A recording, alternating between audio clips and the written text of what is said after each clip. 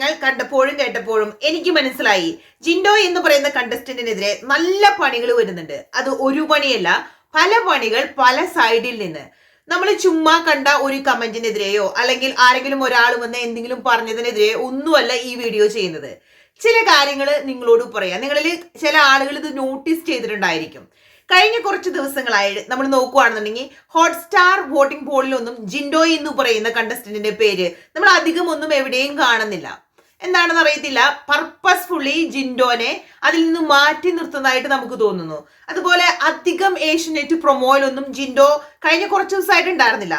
May be ഇതുപോലെയുള്ള 1-2 videos ഒക്കെ വന്നതുകൊണ്ടായിരിക്കാം പല ആളുകളും നോട്ടീസ് ചെയ്തിട്ട് ഇന്നലത്തെ പ്രൊമോയിൽ എനിക്ക് തോന്നുന്നു ജിൻഡോ എവിടെയോ കുറച്ചുണ്ടായിരുന്നു എന്ന് തോന്നുന്നു.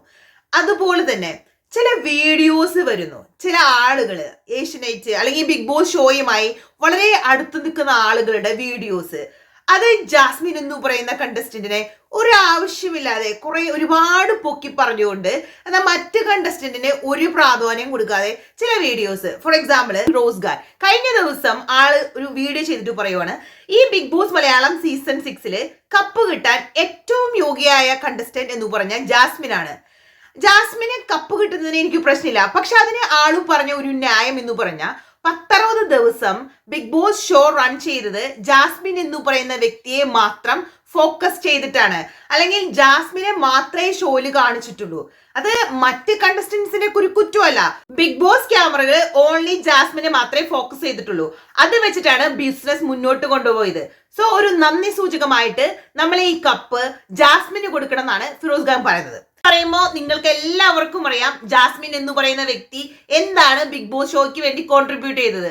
ഓഫ് കോഴ്സ് വളരെ നെഗറ്റീവായ കാര്യങ്ങൾ, വളരെ വൃത്തികേടായ കാര്യങ്ങൾ, അശ്ലീലം മാത്രം കാട്ടി. അപ്പൊ അത് മാത്രം കോൺസെൻട്രേറ്റ് ചെയ്ത് അതിനെ മാത്രം എടുത്തു കാണിച്ച് മറ്റ് കണ്ടസ്റ്റൻസിന് ഒരു വിലയും കൊടുക്കാതെ ഈ ഷോ മുന്നോട്ട് പോയതിന് ബാക്കി കണ്ടസ്റ്റൻസ് എന്ത് പഴിച്ചു?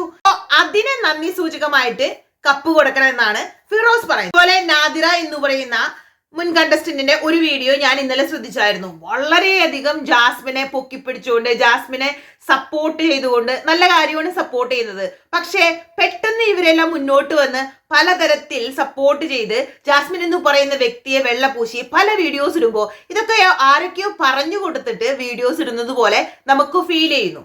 ഇനി വേറൊരു കാര്യം പറയാം, ജിൻഡോക്ക് കിട്ടാൻ പോണ അടുത്ത ഒരു അടി. നമുക്കറിയാം ജിൻഡോ എന്ന് പറയുന്ന കണ്ടസ്റ്റന്റിനെതിരെ ആൾക്കെതിരെ നിൽക്കുന്ന മിക്ക കണ്ടസ്റ്റൻസും ഇപ്പൊ ഔട്ടായി പോകുന്നുണ്ട്. For example Gabri, Resmin. So ഇവരൊക്കെ ഇങ്ങനെ ഔട്ടായി പോകുമ്പോൾ ഓട്ടോമാറ്റിക്കലി എന്ത് സംഭവിക്കും?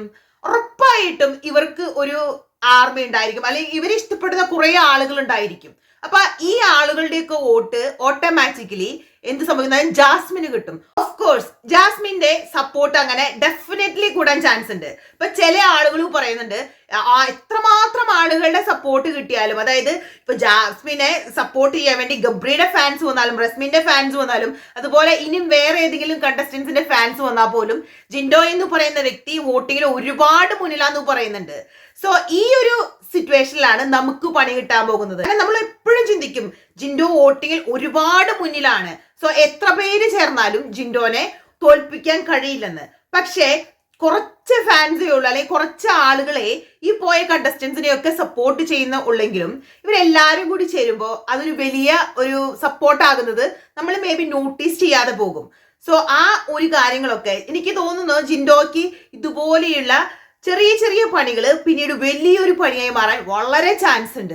വളരെ ചുരുക്കം കാര്യങ്ങളെ ഞാൻ പറഞ്ഞിട്ടുള്ളൂ, ഇതുപോലത്തെ കുറെ കാര്യങ്ങളുണ്ട്. നമ്മൾ നോക്കുകയാണെന്നുണ്ടെങ്കിൽ നമ്മൾ ജിൻഡോക്ക് വേണ്ടി ഒരു കമന്റ്സ് ഇടുകയാണെന്നുണ്ടെങ്കിൽ ആ കമന്റ് ഹൈഡ് ആകുവാണോ അല്ലെങ്കിൽ കമന്റ് പർപ്പസ്ഫുള്ളി ആരെങ്കിലും ഡിലീറ്റ് ആവുകയാണോ ഒന്നും അറിയത്തില്ല. അങ്ങനെ കുറെ കാര്യങ്ങൾ ജിൻഡോക്കെതിരെ ഏതൊക്കെയോ ആളുകൾ പ്ലാൻ ചെയ്ത് ഒരിക്കലും ജയിക്കാൻ അനുവദിക്കരുത്, അങ്ങനെ ഒരു ഉദ്ദേശത്തോടു കൂടി കുറെ ആളുകൾ പ്രവർത്തിക്കുന്നതായിട്ട് നമുക്ക് ഫീൽ ചെയ്യുന്നുണ്ട്. വളരെ കുറച്ച് ദിവസങ്ങളേ ഉള്ളൂ. ഈ ദിവസങ്ങൾ ശരിക്കും ഒരു ക്രൂഷ്യൽ സമയം തന്നെയാണ്. നിങ്ങൾ എങ്ങോട്ട് വേണമെങ്കിലും ചായാൻ പറ്റും. സോ വളരെ കെയർഫുള്ളായി എല്ലാവരും അവരവർ ഇഷ്ടപ്പെടുന്ന കണ്ടസ്റ്റന്റിനെ വോട്ട് ചെയ്യാൻ ഒരിക്കലും മറക്കരുത്. ഫുൾ സപ്പോർട്ടായിട്ട് നിങ്ങൾക്ക് ഇഷ്ടപ്പെട്ട കണ്ടസ്റ്റന്റിന്റെ കൂടെ നിങ്ങൾ ഉണ്ടായിരിക്കണം. വീഡിയോ ഇഷ്ടപ്പെട്ട ആളുകൾ നമ്മുടെ നിലപാടുകളോട് യോജിച്ചു പോകുന്നുണ്ടെങ്കിൽ സബ് ചെയ്യാൻ മറക്കരുത്. അതുപോലെ തന്നെ കമന്റ്സ്, ലൈക്ക്, നോട്ടിഫിക്കേഷൻ ബട്ടണൊക്കെ ഒന്ന് അടിച്ചു പൊട്ടിക്കാനും മറക്കരുത്. പെട്ടെന്ന് തന്നെ മറ്റൊരു വീഡിയോയുമായി തിരിച്ചു വരാം. എല്ലാവർക്കും ടാറ്റാ, ബൈ.